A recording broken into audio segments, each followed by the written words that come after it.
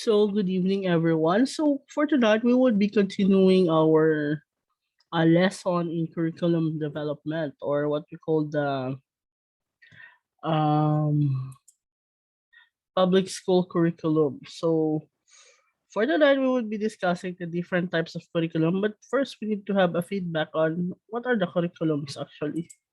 So, let us go back. So, for today, we have the different. Let's go back from the bottom. Kasi nauna kasi sa bottom. So, we have the Revised Basic Education Curriculum or the RBEC, the DEX. Sino nakaabot nitong DEX? I was part of that DEX, the Department of Education, Culture and Sports, PSLC, also the PELC, Philippine Elementary Learning Competency, then the NSEC and ESC, then BEC, then now we have the Department of Education. Okay, these are the timeline, these are the progress. So let's talk about this. So these are the different curriculum. So we started with the national curriculum from 1984 to 2002.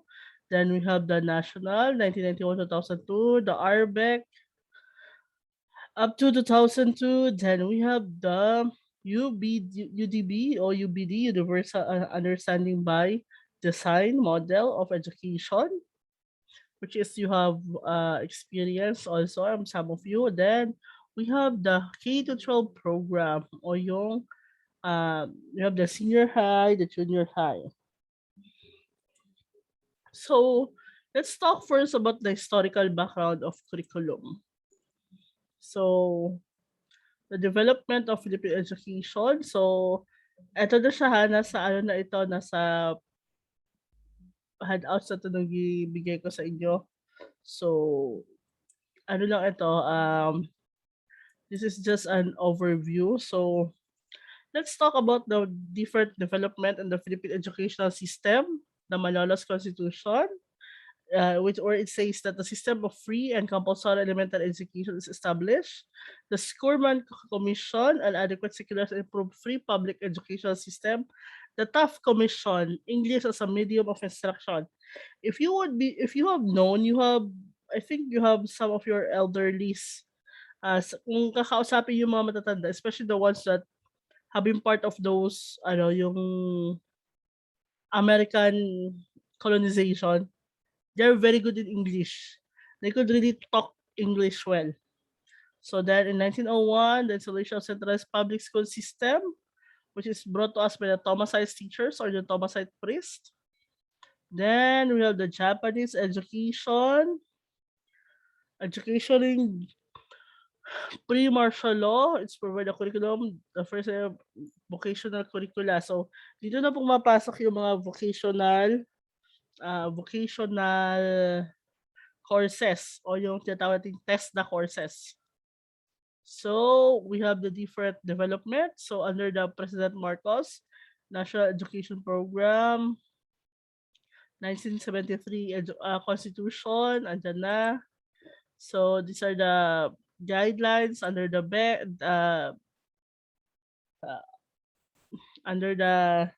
DEX. Then we have the survey at elementary. Ang daming pinagdaanan ng ating curriculum. So this is the National Elementary Curriculum. It's a research-based curriculum. So we have the different learning competency, and the passing grade in the past is what? 75% of the mastery lang. So that's why pag 75 pasa na. Next, we have the different subject areas to be taught for the high school. So eto na siya. This is what we call the new test. Diba? May NEET tayo, may NSAT. So this is part of that curriculum.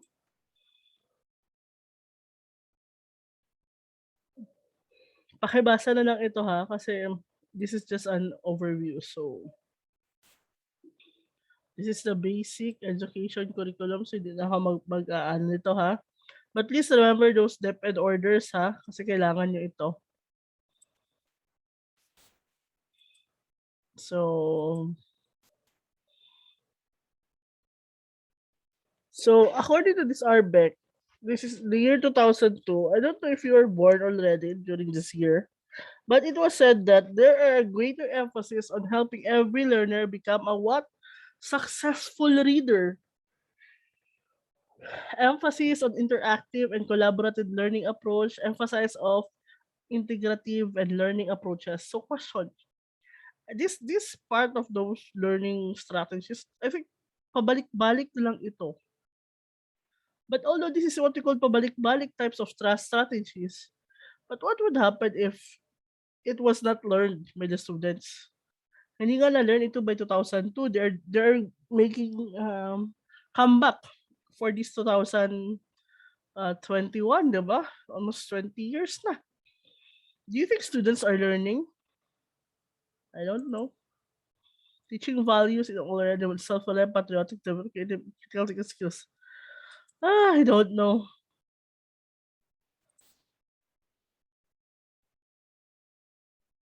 Oh, ano ito? Ay,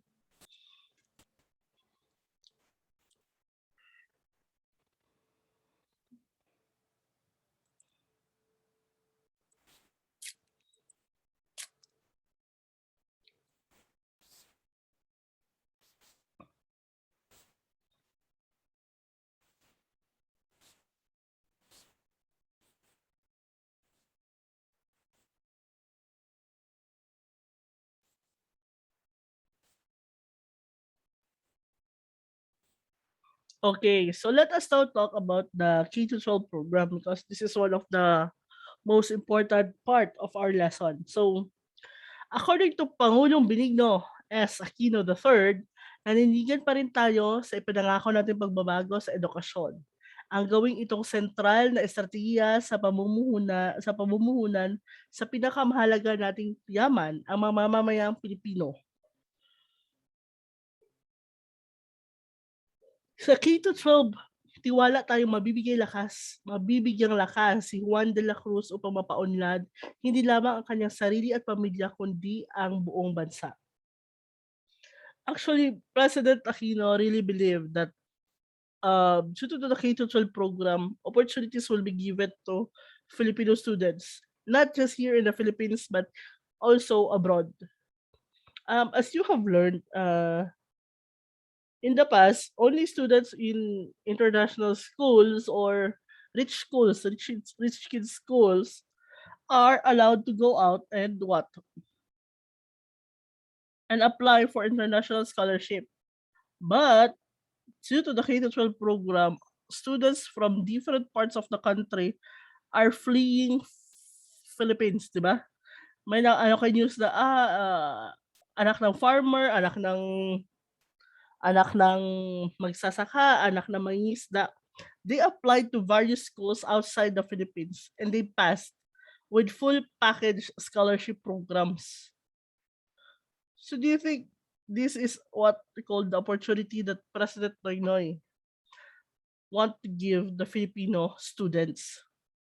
So, sabi nga ni Brother Armin Luistro, we are embarking on what is arguably the most comprehensive basic education reform initiative ever done in the country since the establishment of the public education system more than a century ago. That's this, the challenges are great and the task is daunting. Daunting naman talaga because it's a very strenuous task. But I am confident that through all of you, the brave and selfless men, women who have taken up the noble vocation of teaching, there is nothing we cannot accomplish together. The impetus for meaningful education reform is clear. The realities of our modern world requires different kind of Filipino. Yes, not just Filipinos who are what masisipag, but also those Filipinos that are equipped and qualified. The Filipinos must be a lifelong learner. The Filipino must be holistically developed. The Filipino must be globally oriented and locally grounded. Ang bagong Pilipino, higit sa pagiging makatao, makadiyos, makabayan, at makalikasan, ay kailangan magtaglay ng mga kasanayan at pananaw na angkop sa 21st century. Ito ay ang layunin ng K12 program na mabigyan ng sapat at pantay na pagkakataon tungo sa isang disente at marangal na buhay ang bawat Pilipino. You see, these are what these are very powerful and strong statement coming from Brother Armin Luistro. And I think this is embodies everything what we are doing here in the K12 program. So let's talk about the K12 program. It's a plan that it is education for all. So it is a plan actually 2015. It tells us that the expansion of basic education targeting by 2015, the Philippines has lengthened its cycle of basic education schooling to make it 12 years. At least we are doing it on 12 years. Some countries are doing it already for the past centuries. Tapos, as you know, one of the countries with higher educational qualification, Japan. Actually, Japan is pursuing K14, and I think Singapore also is pursuing K14. That's what some of my friends are telling me. So what does K to 12 mean? K to 12 means kindergarten and the 12 years of elementary and secondary education. So alam niyo na to kasi pinagdaanan niyo to. So this is the basic education program. We have the kindergarten, the primary, the junior high, and the 2 years of senior high school. So these are the vision. Ito siya. Question. This is the vision of the K to 12 program. So my question here is number one, let's take it one by one. Possess sufficient mastery of basic competencies such as literacy, numeracy, problem solving to develop themselves to the fullest.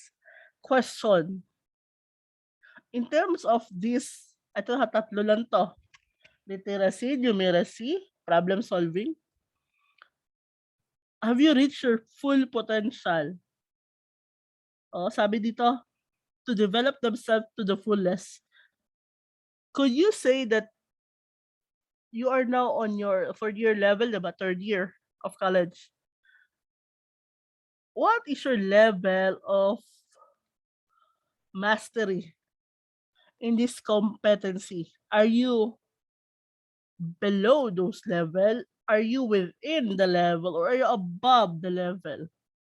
Hopefully we are in the level. Hopefully no one is below the level.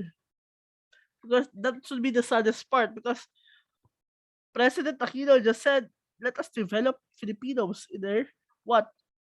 Possess sufficient mastery of the basic competency. Guys, it's basic competency. That means, okay, class 5 times 5. Ma'am, pwede calculator. No, that's not what it is. It should be 5 times 5. Okay, ma'am, 25. Next, be emotionally developed and competent to live a meaningful life. Oh my God. Is this even, are you emotionally developed? Or in terms of dealing with life, are you competent enough? Are you competent enough to live a meaningful life? Next, be socially aware. Oh my God, socially aware. Are you aware of what is happening in our environment? Not just in our environment, but it may be political, scientific, or the weather, even the weather, or even in social medias. Next, proactive. Do you find solution in everything, or you are just one of those people who are very reactive? Konting mali lang, reactive masyado, protesta, konting problema, ang dami-dami, all the bad thoughts. Are you part of those students that pag may problema, you see it as an opportunity, oh my God, may babayaran. Post agad sa FB, blah, blah, blah, blah, blah, ganon.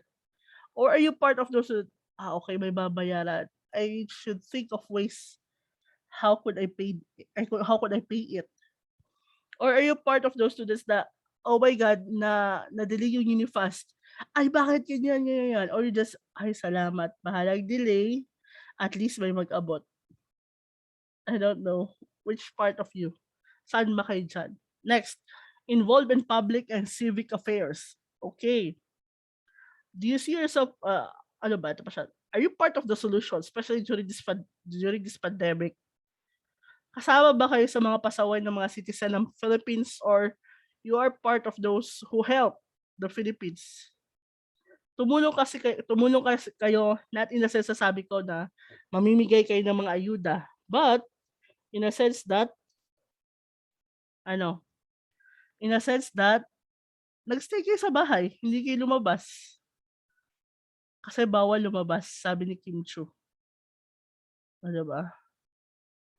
So, next, adequately prepared for world of work or entrepreneurship or higher education. Malamang this is a big yes because number one, you are already in higher education and some of you are already working. So malamang you are what? Adequately prepared, legally employed. Sino ba dito yung mga illegally employed? Next is globally competitive. This is one of the question mark because being a globally competitive person, not just ano ha, you don't work na nagtatrabaho lang kayo, but you work with efficiency and effectively. So in your workplace, are you that type of a person? O baka naman isa kayo sa mga taong mga pabigat sa kasama nyo? So I'll just stop here. So my question is, based on this K-12 vision, how do you rate yourself? So what can you say about yourself? So I just need mga ano lang, you discuss 1, 2, 3, 4, 5, 6 bullets ha. These are 6 bullets. So ang question ko lang is, are you competitive enough for these 6 bullets muna? It's just a yes or no. Yes, then why? Then you answer it in the 2 sentences lang ha. Bullet lang siya. So thank you.